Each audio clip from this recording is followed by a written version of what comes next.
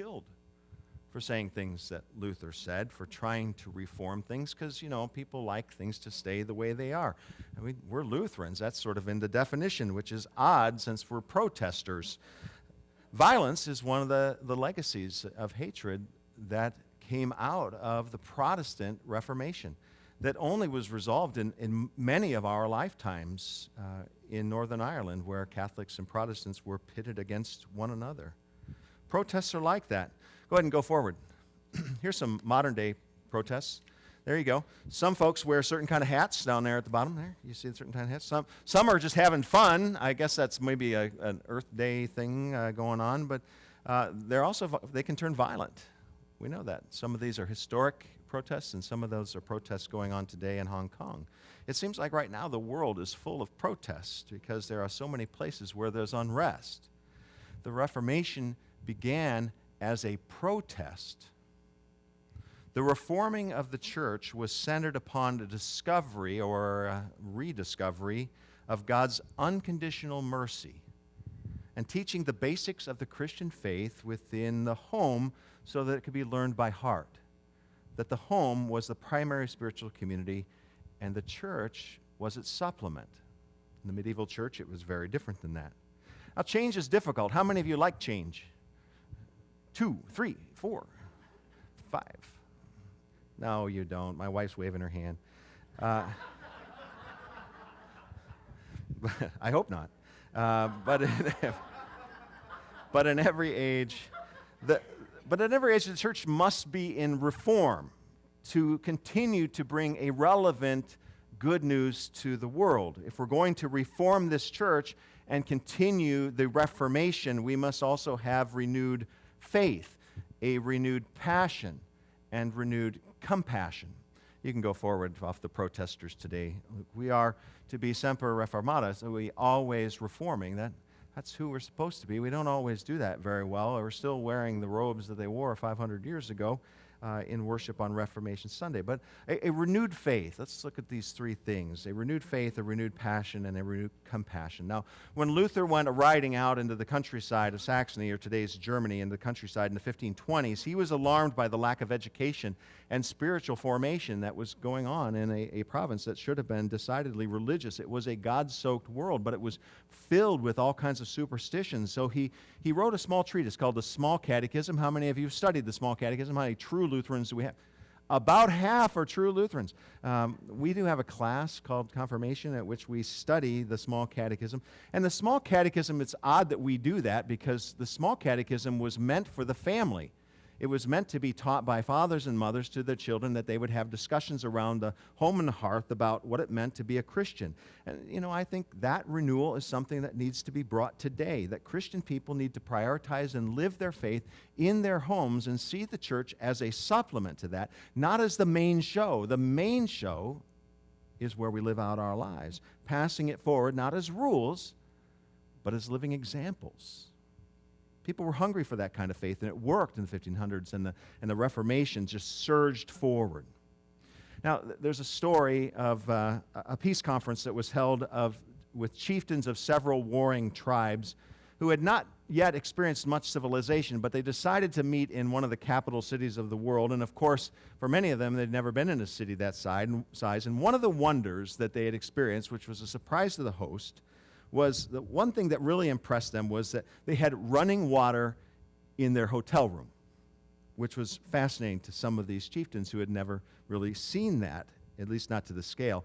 And when the time came to go home, the host had to work with the hotel because he found that some of them were removing the faucets to take the running water home with them. And the host tried to explain that behind the spigot there had to be a reservoir of water. Now, in the same way, behind the ceremonial faucets and the actions of this church, we must go to the reservoir of the Spirit, who alone can renew our faiths. It cannot be a Sunday job. Sunday should renew it, and it should be an encouragement, it should be a boost, but it should be a living action in our life, insisting on an energy that is so powered by the world, which is how you live your lives, and you bring that energy to the work of the church. But the problem that we see so often in the church today is that there's insistence on all these modern strategies, but no insistence on the private life with God. And that's one of the things that Luther renewed, a renewal of faith and a renewal of passion. If we want a renewed church, we have to have a renewed passion for what the church provides on an individual basis, which means that you have to reflect a little while as to why you're here at all and what you're getting out of an experience of being together as community. And when I mean church, I don't mean Sunday morning. I mean y'all and what y'all do with each other throughout the week in the various service and fellowship types of things, the prayer, the engagement, the friendship that happens. Church is just one small part of that on Sunday mornings, but the church is the folks of God gathered together throughout the week. And if the church here, the institution, isn't giving it to you, then you should protest because we're Protestants. Thank you very much. You're catching on. Okay. And we would pound out the kinks of what that is and get it functioning again. One of our failings as Christian people is that we have allowed almost anything to become more important and more commanding of our time and energy than our connections with each other in the church. Now, I know. I also live in this complex society where time is as much of a commodity as is money, but we have to prioritize again this spiritual connection with God and with one another in our spiritual communities. You know, I mourn a dead spiritual community, and I dread a society that is groundless in spiritual community, without a spiritual community that can speak with a clear moral voice to what's going on in society. A renewed passion. And finally, a renewed compassion.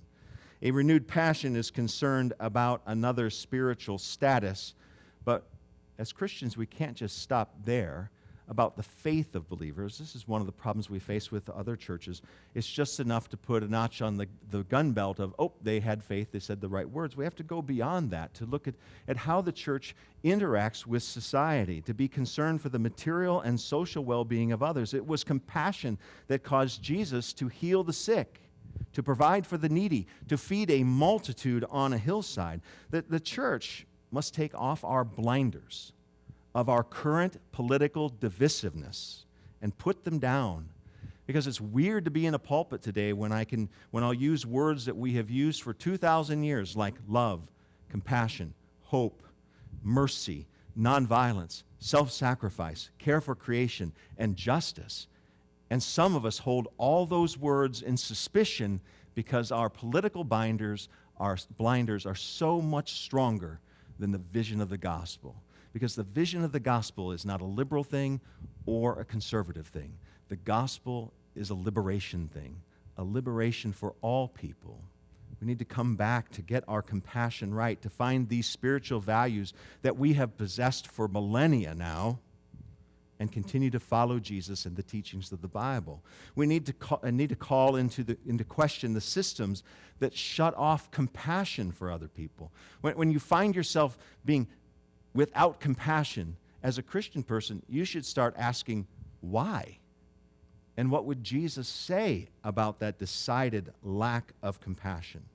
I mean, we should never be at peace with ourselves in a world like this one, where there's opioid problems, and human trafficking problems, and mental health problems, and war problems, and corruption problems, and gun problems, gun violence problems, and injustice problems, and food storage problems, and poverty problems, and affordable health care problems, and you could probably name whatever your favorite problem is to hobby horse on as well. I'm trying to pick a bunch of them. If we believe we can insulate ourselves against these problems and pretend that they have nothing to do with our faith, we're wrong. And we make the good news of Jesus irrelevant to our world. And we set, as Jesus would say, our lamp under a bushel basket so it doesn't provide light to anyone in the house. And I don't know about you, but as I look at the house of the world, it needs a little light right now. Now, we are not a perfect church. If you're new and you're looking for the perfect church, we would like to welcome you today, and we will send you to one that looks a little more perfect than this one next week. We are not in a denomination that is perfect either. Can I get an amen? That was more than I expected. If I've been waiting for perfect members, I'm in trouble. If you're waiting for perfect pastors and deacons, you're in trouble.